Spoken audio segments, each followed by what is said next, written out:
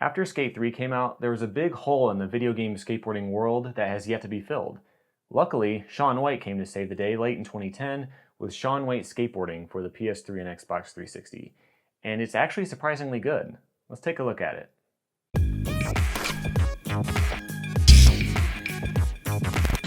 Shaun White does something interesting for a skateboarding game. It actually has a legitimate story. Sure, the Underground games and the Skate series both had stories that revolved around skateboarding, but this is a little bit different. This is more of an epic, save the world type of story. You see, the city is controlled by the Ministry, an evil government bent on controlling everyone and conforming them into ideal, gray workers. And I mean gray literally. Using their evil de-influencer technology, they have changed the world to gray. Why? Because colors cause feelings, and feelings are bad for you. The Ministry has captured Shaun White because he's a member of the Rising, a group of skateboarders trying to save the world. You are called to rescue him, and that's the main goal of the game. The only way to help people break free is to expose them to creative thought through skateboarding. Visually, this looks great. When you land a trick, a wave of color explodes out from you, changing the environment. Color and graffiti appear on walls, benches transform and become skatable, quarter pipes grow out of the walls, and the pavement warps to create ramps. This is incredibly addictive.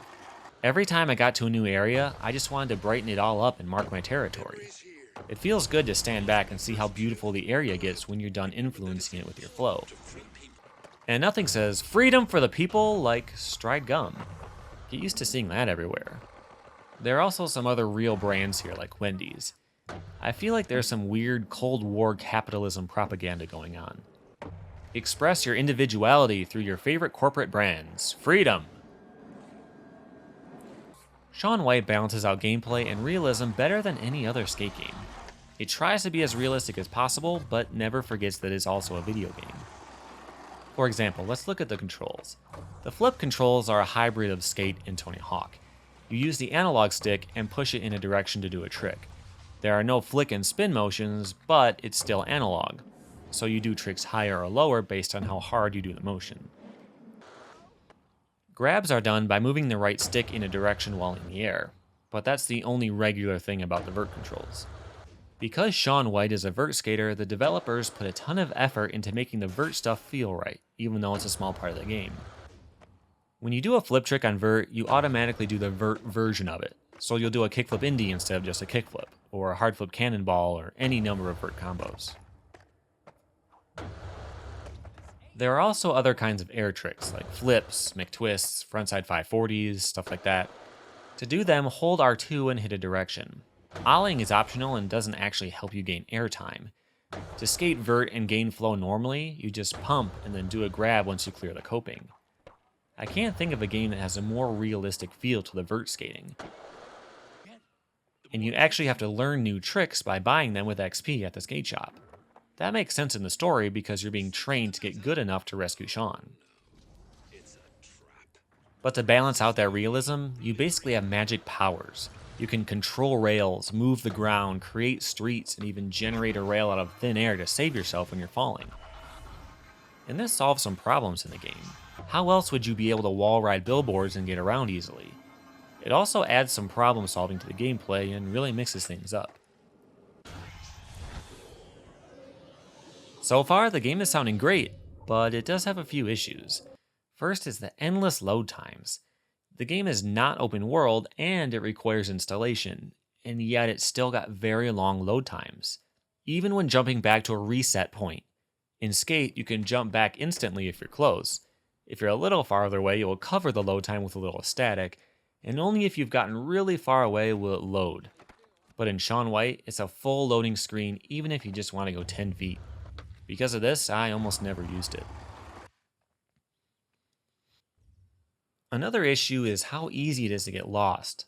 The city is divided up into sections, and sometimes you have to travel between those sections either through monorail, which isn't always available, or just by going down the correct alley. At one point, I got lost for almost an hour. I needed to travel to the right on the main map, and I tried every alley over and over until I finally realized that I had to go south in order to move east on the main map. What? I was so frustrated. It's not labeled in any way, and unless you just happen to remember where to go, you're in for an annoying time, especially when you consider the load times. A few times I had to find the alley to travel, wait for it to load, then find the monorail, and wait for that to load, just because I can't go directly where I need to go. A map with quick travel would have solved that problem easily.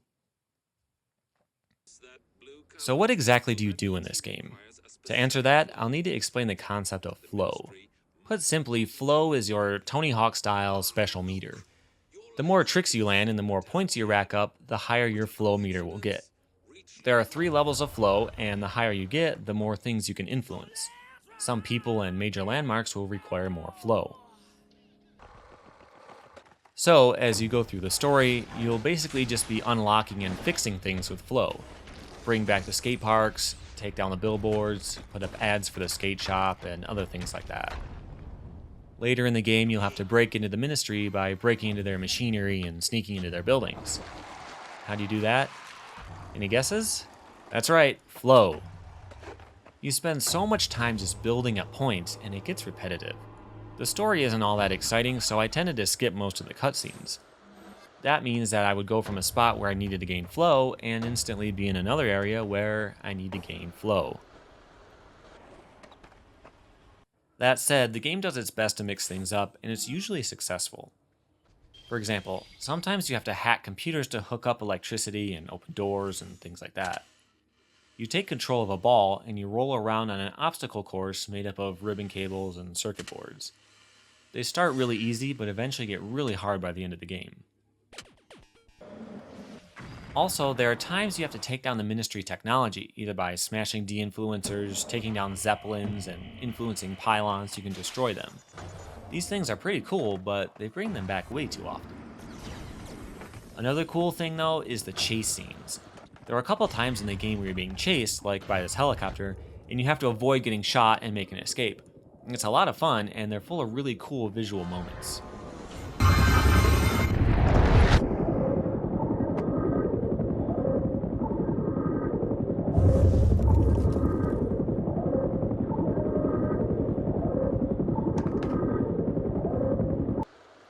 So after following the story for a while, it's time to break Shaun out. You have to infiltrate the Ministry and use all of your powers to get his cell unlocked. This part is a lot of fun, and the difficulty is just right. When you get him out, you'll do one last thing, and then you'll finally control Shaun for the final part of the game. Spoilers ahead. The story isn't much, but if you want to play it fresh, just skip ahead a little bit. Alrighty, ready? As Shaun, you have to gain the highest level of flow and do the normal stuff you've been doing this whole time. Then Shaun saves the day. You know, I thought the way it ends is a little weird. You play as yourself through the whole game and do all the work, and it still ends up being Shaun that gets all the glory in the end for doing almost nothing. I guess it would be weird if you needed to break him out and then he didn't do anything, but I still thought it was strange. But I guess his name is on the case, so I shouldn't be too surprised. After that, you find out the leader of the Rising is also evil. There is now a power vacuum which will allow me to move in and take complete control. You're all a bunch of wankers! All hail Jonah, the new complete ruler! I'm just messing with you. Everything's going to be fine. Now, there is some post-game stuff you can still do, like trying to grind off all the skate stoppers and little challenges and stuff. But the one thing I really wanted to try is the 3D mode. Now, I don't have a 3D TV, but what I do have is the old school red cyan 3D glasses, which the game supports. If you have some, throw them on right now and take a look. But I had to change the settings for my particular screen size, so it might not look perfect for you. Okay, let's give it a try. It actually works remarkably well. Of course, the glasses make the color wash out, and I wouldn't want to wear these the whole time, but I'm surprised how good it looks. Trying to line up the shape rails is a lot easier, and seeing the balance meters floating next to you is really cool. Skating vert feels a lot different because you can really feel how high you are. If you had the option to play the game like this, I would strongly consider it. It seems like the frame rate drops a little bit every now and then, but it's not really that noticeable. Shaun White Skateboarding is a surprisingly decent game, It has a few annoying issues, but just like Grind Session, I think they would have been ironed out if a sequel ever came out. The game really tried hard to differentiate itself from the other skateboarding games out there, and it succeeded. What other game lets you affect the environment and shape rails while you're skating? What other game has such an epic, large-scale story? You've got to give it credit. And considering that I got this special Target edition for only $4, it's a good buy. What about you? Have you played Shaun White? There's also a Wii version, which I can only assume is terrible. Have any of you tried that out? Also, do you guys know of any other stereoscopic 3D skateboarding games out there? Let me know in the comments. Thanks for watching. Here are some more recent videos that you might like. Subscribe so you can see fresh stuff like this every Tuesday.